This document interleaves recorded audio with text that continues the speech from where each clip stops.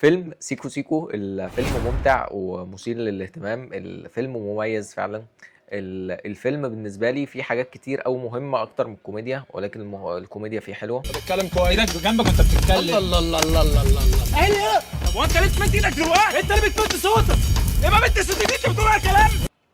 الفيلم بالنسبة لي أحسن قرار خده إن هو ما نبقاش إحنا جايين نهزر بس، لأن إحنا فعلا معانا ممثلين جامدين، فليه نتخذ الكوميديا على طول؟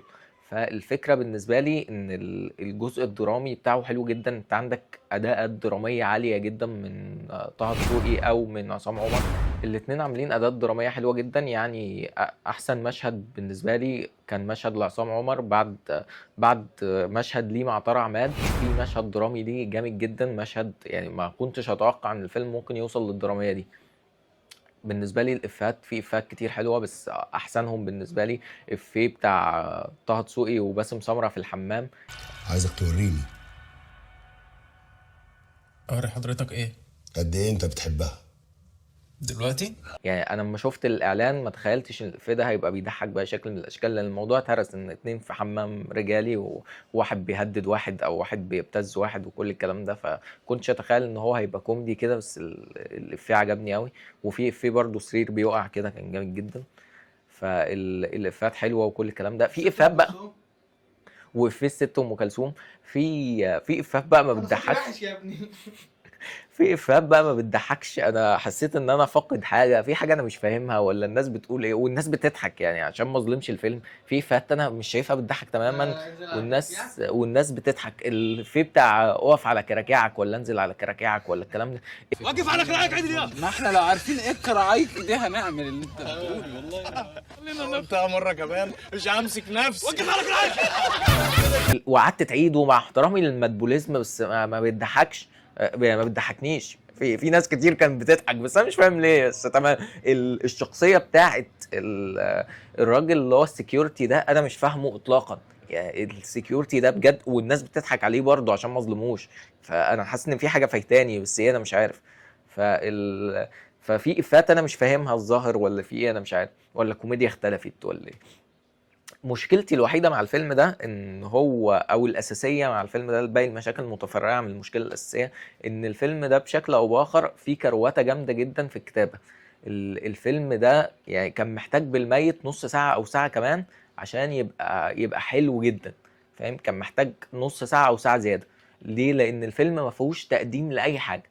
الفيلم مش مقدم اي شخصيه كويس، مش حتى شخصيات الابطال ما بينهم ماضي، الماضي ده يعني اتلمح له. تخيل لما يبقى الشخصيتين الاساسيتين انت ملمح لماضيهم، تخيل الشخصيات الفرعيه بتتطور كده.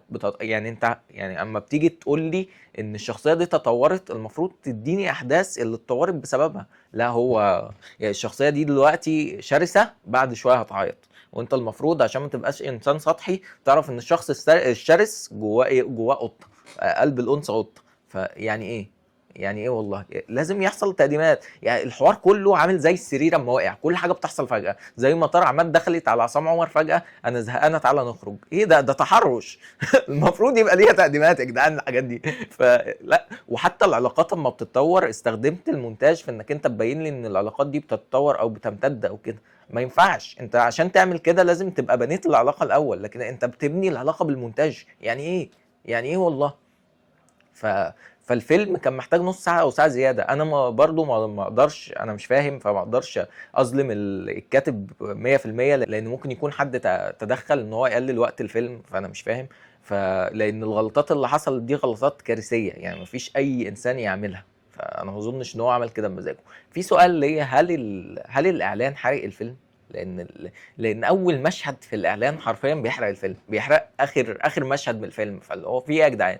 يعني ايه؟ يعني ايه والله؟ وبعيدا عن ان برضو النهايه دي مش معقده شويتين، يعني النهايه دي واضحه جدا. يعني في 6 من اللي قاعدين في السينما اللي هم كانوا 20 واحد توقعوا اللي هيحصل. يعني ايه يا جدعان؟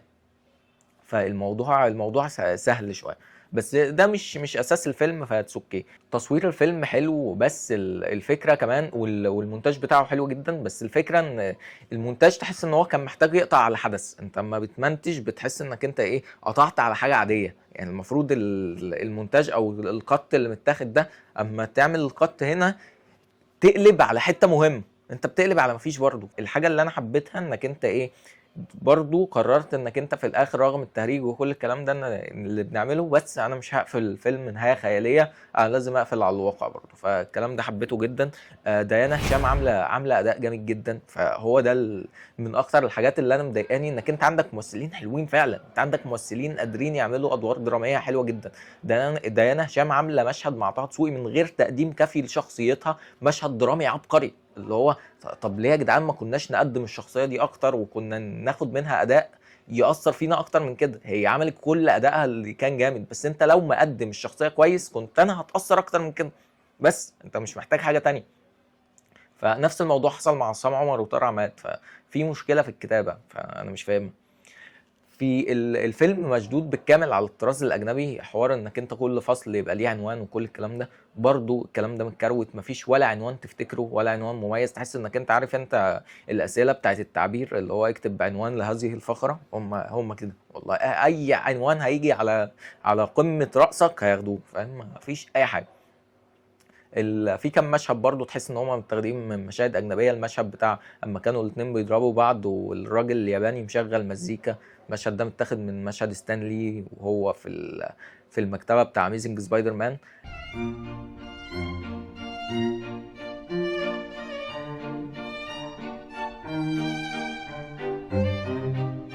عندك المشهد بتاع اما البانجو اتحرق، المشهد ده متاخد من مشاهد اجنبيه كتير، اخرهم كان مشهد بيردز اوف بري اما ضربوا الكوكايين في وشها، فهي شمت الكوكايين